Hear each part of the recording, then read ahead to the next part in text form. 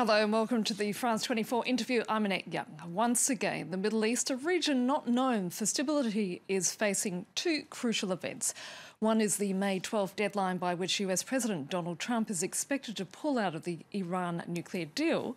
The other, 2 days later, is when America officially moves its embassy from Tel Aviv to Jerusalem, a move both Israelis and Palestinians fear could lead to further violence. No doubt, watching closely how these two significant dates will play out is Robert Malley, the president of the International Crisis Group and former senior advisor to President Barack Obama. He joins me now from Washington, D.C. Thanks for being with us, Robert. Donald Trump is saying both loud and clear that the Iranian nuclear deal is insane.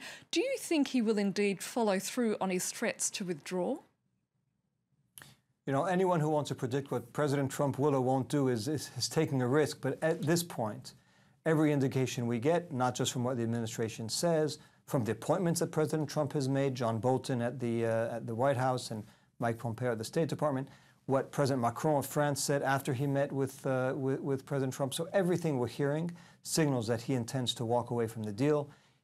And that's, I think, the assumption that one should make. If he decides to stay, by the way, he could decide to stay but maintain the unpredictability by saying, and uncertainty by saying, I'm giving Europe another 3 months, which would take away, again, a lot of the economic benefits that Iran is expecting from the deal, because companies are not going to invest in Iran if they have faced this uncertainty. So regardless of what he does, I think the U.S. is basically signaling, the Trump administration is, that from their perspective, this deal is done.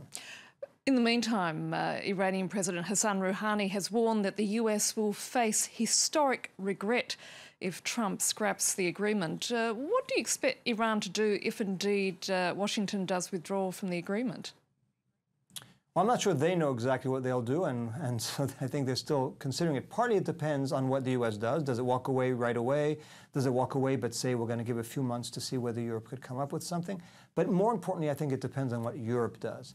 If Europe basically says, well, we are where we are, President Trump has walked away from the deal, but now we need to work with President Trump on a new deal to see whether we could preserve what we can, that I think will send a signal to Iran that Europe has betrayed them, and they will then probably resume parts of their nuclear program over time. And then we will face this real, very dangerous situation where the United States and Israel will decide whether to intervene militarily against Iran to stop its nuclear program or not. If, on the other hand, Europe can convince the Iranians that they will do everything they can to preserve the deal, to preserve as much business as they can with Iran, and to try to resist U.S. sanctions, then I think there's a fighting chance for Iran to say, you know what, we're going to stick with the deal, we're going to blame Trump, we'll stay in the deal with Europe because we prefer to be aligned with Europe against the United States than to be isolated against Europe and Washington. That I think what Iran will do will depend at this point very much on what Europe does. And by the way, President Rouhani basically signaled that this morning when he said we're going to wait to see what Europe does before deciding what we will do. But what would it mean for the region as a whole if the deal did indeed collapse?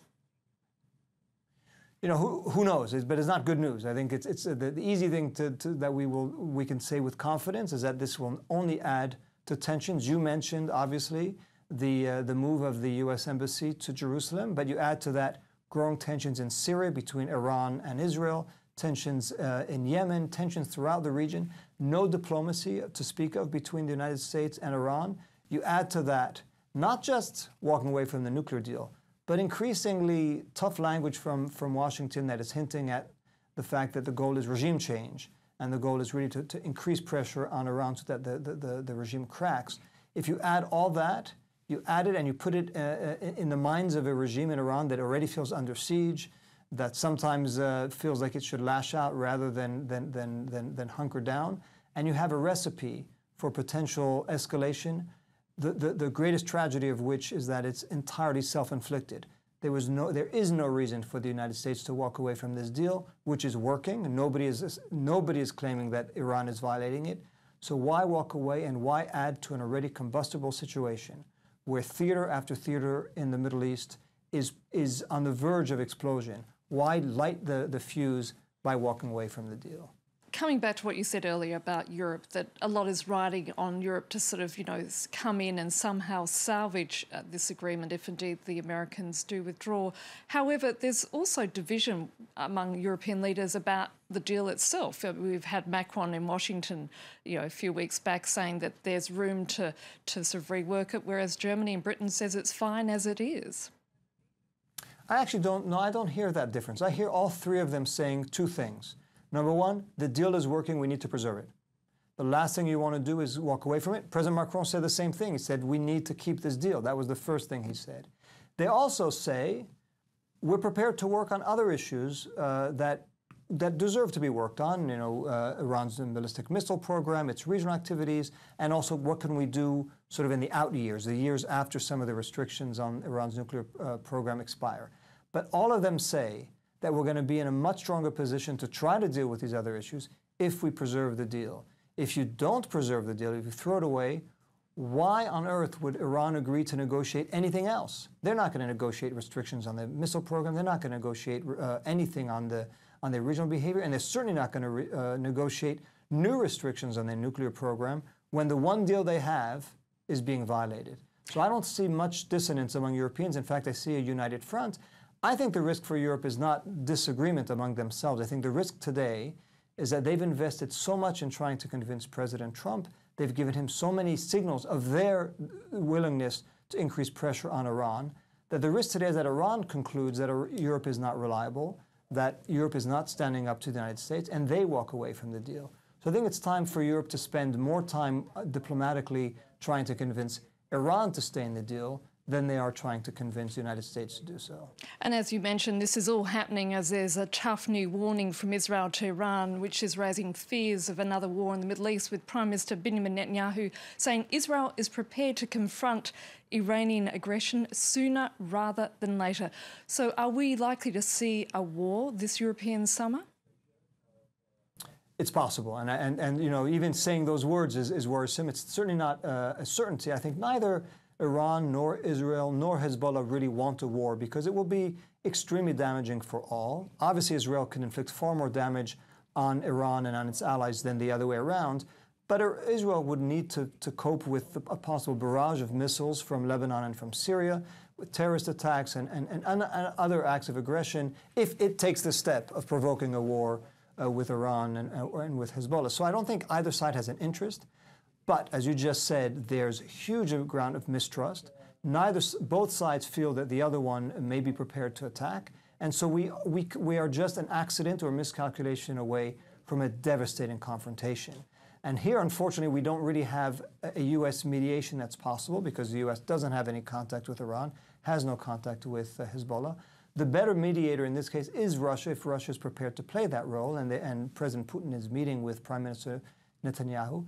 It's up to Russia, perhaps, to dictate or to negotiate rules of the road, rules of the game, so that Israel knows how far it can and cannot go, and Iran knows how far it can and cannot go in Syria, which is the place where tension is growing most rapidly. And of course, on the other front, you've got the US, which is also officially moving its embassy to Jerusalem on May 14, the day before Nakba Day, or Catastrophe Day, as the Palestinians call it, marking 70 years since Israel was created. Both sides are fearing a flare-up of violence. Just how dangerous is this move? I mean, one is tempted to call this really the week of living dangerously, and of living dangerously for no good reason. Neither the decision to walk away from the Iranian deal, nor certainly the decision to move the embassy to Jerusalem had to be taken. And certainly neither one had to be taken now. And so you have this growing tension in the Palestinian-occupied territories. You have the move of the embassy. You have the demonstrations taking place in Gaza, with a number of injuries and deaths caused by live fire from Israeli forces. You add all that and the fact that the Palestinians are looking at May 14th, 15th for sort of where most of the biggest march is supposed to take place. So again, there's this is not the case of a confrontation that is preordained or that's inevitable, but the risks are going to escalate because there's so many sources of tension, and people really are losing hope and faith that anything positive is going to occur. So whether it's Jerusalem, whether it's Iran nuclear deal, whether it's Syria, all of these are coming, are boiling at the same time. So and so many of these decisions are needless decisions that are simply adding fuel to the fire. And many would say America was never seen in the region to be an honest broker to begin with, and now even more the case with Donald Trump. So taking this all into account, will the US ever be able to play a productive role in promoting peace in that part of the world? I mean, ever is long term. Yes, I think there are possibilities. I think there were cases in the past where the U.S. didn't play a neutral role, an impartial role. I've always said that's fantasy because the U.S. has a special relationship with Israel. But there were times where the U.S. could play an effective role in trying to broker peace. It's much harder to do when it looks like the U.S. is not only taking one side but completely ignoring the interests of the other. So I think that's the problem we have now. And moving the embassy was not something that needed to be done now, and it's just sending the signal to the Palestinians, rightly or wrongly, that this administration simply doesn't understand, doesn't care about Palestinian interests. So how could we expect that there would not be radicalization among Palestinians under these circumstances? Robert Malley, it's been great speaking to you. Thank you so much. And that's it for this edition of The Interview. Do stay with us here on France 24 as there'll be more news and headlines coming up very shortly.